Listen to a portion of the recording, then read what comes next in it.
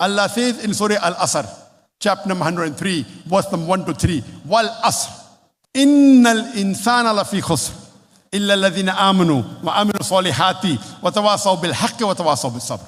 That by the token of time, man is verily in a state of loss, except those who have faith, those who do righteous deed, and those who exhort people to patience and perseverance.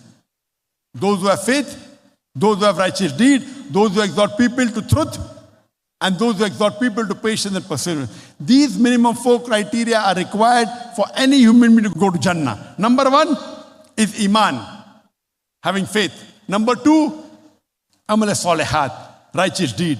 Number 3, Watawasaw bil Haqq, inviting people to truth, doing dawah and islah. And number 4, Watawasaw bis Sabr, inviting people to patience and perseverance.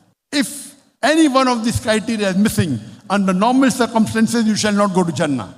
All 4 criteria are equally important. Iman, righteous deed, dawah, and inviting people to patience and perseverance. So Quran gives you the formula to attain Jannah, to go to paradise.